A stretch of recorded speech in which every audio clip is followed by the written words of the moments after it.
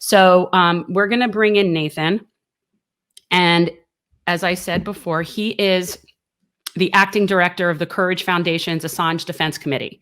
So he is going to be able to school us on all things Julian Assange. Hi, Nathan. Hey there. Hi, Jan. How Hi, are Katie. you? I'm good. How are you doing?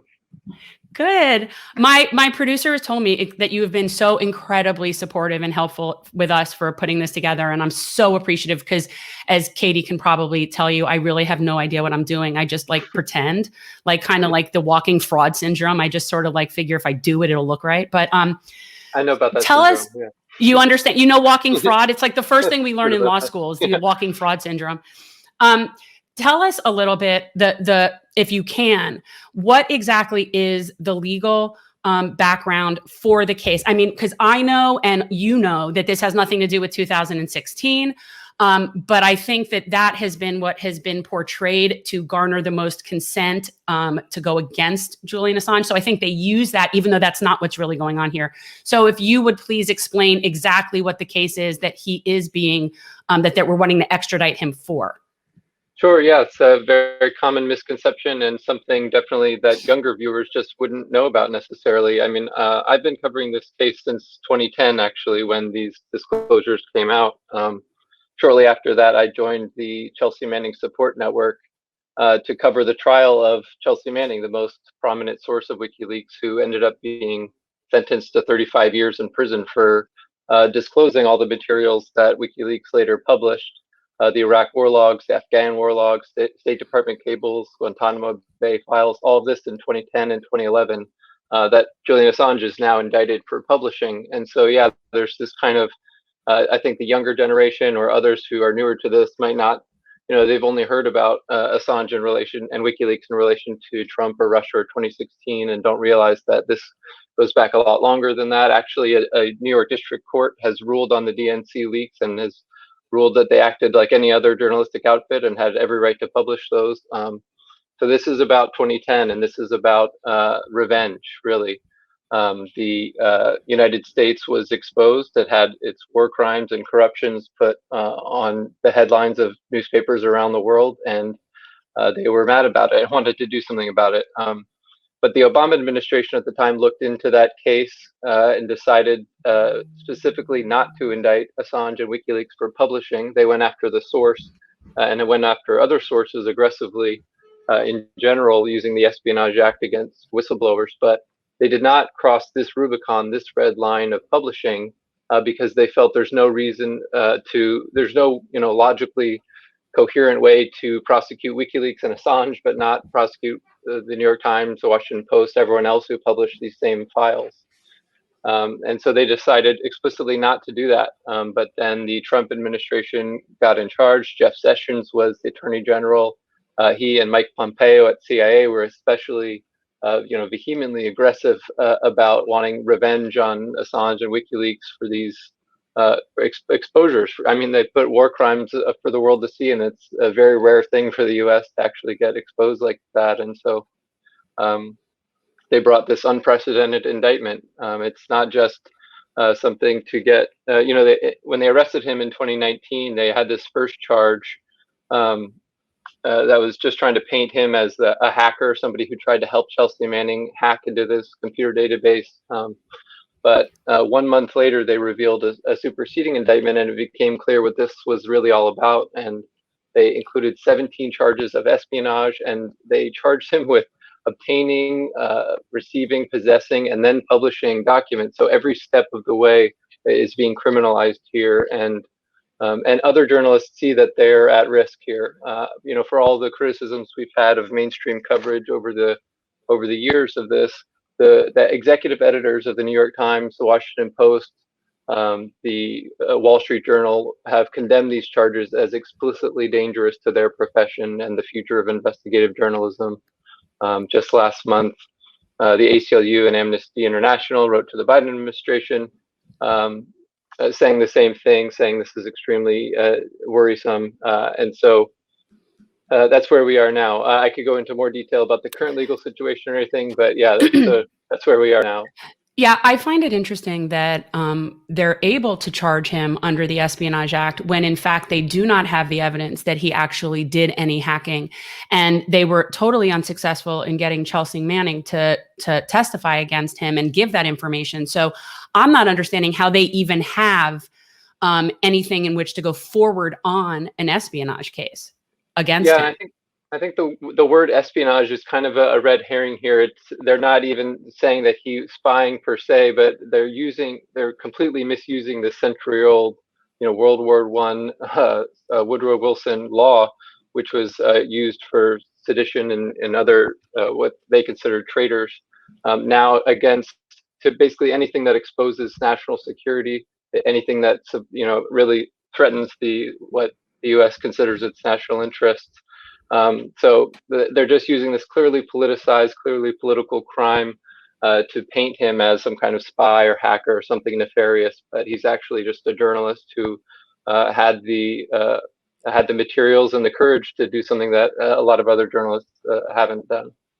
I think also that you mentioned that, how, despite how much we criticize the, corporate media, they have come out to support him. But I also would say that the silence has still been deafening, right? There have been some op-eds, some editorial boards have said this is not a good thing. But the fact that this is not on front pages of the New York Times, I mean, I think Rachel Maddow mentioned this once.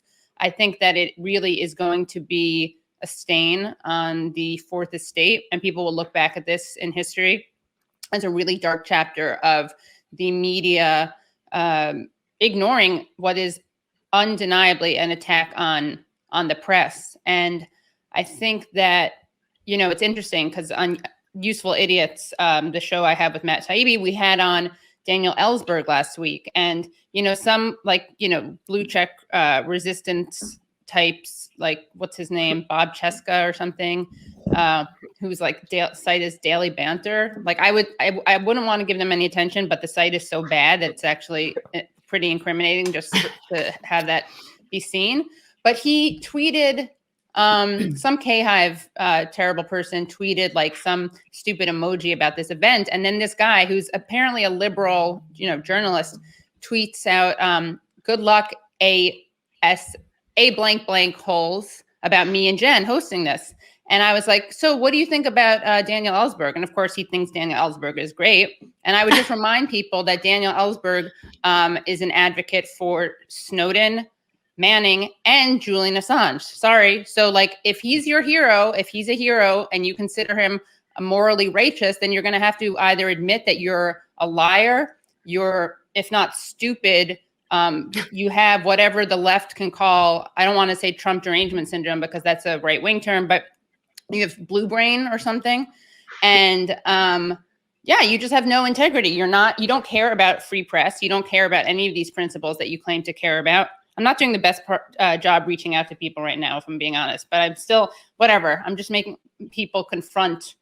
Ellsberg himself has been really vocally critical of that dichotomy. He doesn't want to be used against these people as like, 40 years later, we can look kindly on the Pentagon Papers. Exactly. Yeah, and I said to him, keep going. The real-time Pentagon Papers now. And so this is the time to support these people. Right. And I actually said to him, it was very, he very humbly was kind of like, how much did they matter, the Pentagon Papers? Because they didn't end the war afterwards. It took some time. And as if I'm going to lecture Daniel Ellsberg on history or the way change happens. I was like, well, you don't know how much longer the war would have lasted without the Pentagon Papers. And at the very least, you're being deemed a little late. A hero helps bring a lot of attention to the cases of Manning, Snowden, and Assange.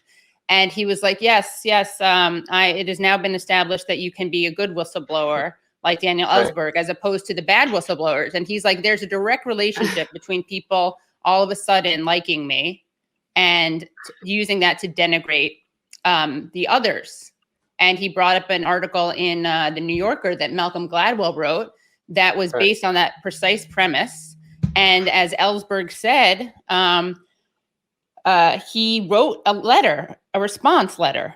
And as he said very humbly, he did not mention all the factual errors that were there, including the fact that Malcolm Gladwell said that he had served in North Korea.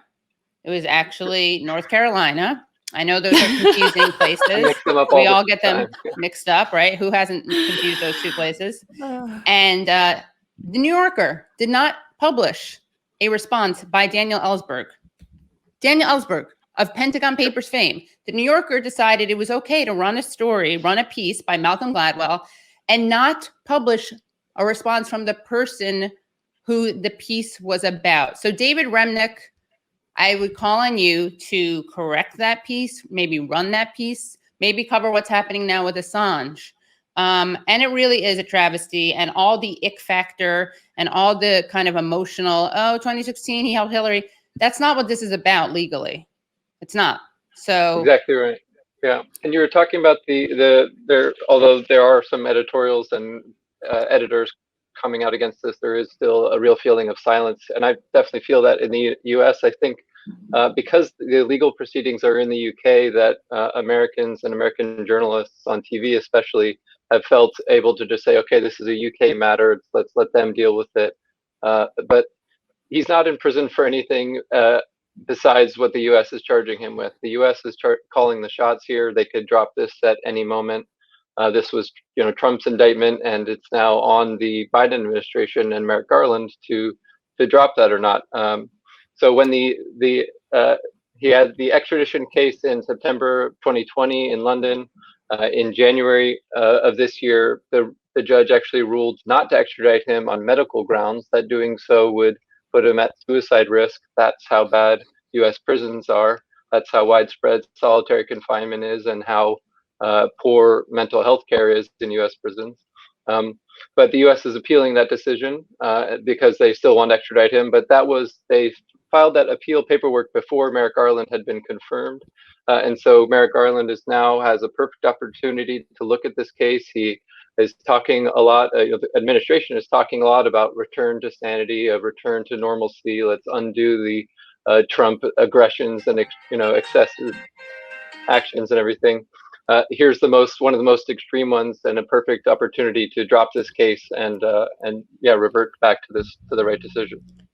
Yeah, that's a really important point. And I would say that everyone who claims to, prefer Obama to Trump, everyone who sees, as you were saying, the Biden administration as a return to rule of law, as a return to respect of the Fourth Estate, they are, unless they're pressuring Biden to drop this appeal, what they're doing is that they are siding with Trump against Obama. They are agreeing with Trump. They're siding with John Pompeo. They are violating their own alleged principles. And again, you got to look at this and ask yourself where your priorities are and why you on this issue think that Obama, the very smart, thoughtful guy who, regardless of what you think of him politically, how much of a disappointment he is, the guy is, he's a lawyer, constitutional law former professor, right? You got Trump this one right, at least. Yeah. What do you say? You got this one right, at least. Yeah. Yeah. I mean, right. And again, it's like, I'm people who like Obama. What are you doing? That's all I'm asking. If you like Obama, you better be pressuring Biden to fall on the Obama side of this issue. Because if you're not, you're pushing a Trumpist agenda. I actually just wanted to say, and we wanted to reach out and create comments to the Biden administration, but Joe Biden, since taking office, has shut down the comment line. So there is I know that's shocking. So there's no means. He was actually on his way to turn it back on, but he tripped 3 times on the way. And the media, of course, didn't cover that. Am I supposed to not be alienating Biden because we're trying to appeal to him? Someone tell me I realize I don't know the talking points. You guys play the good cop. No, it's all good. I mean, look, this comes down to whether or not this new attorney general, and I'm hopeful. I like to try to start out being hopeful until I'm given a reason not to. But yeah, I mean, this is something that we have no recourse right now at the White House. There is nothing to do. There's no comment line. You can't even leave a message. You can't even leave a message for them to delete. And so here we are. We are scrolling now the line for the Department of Justice.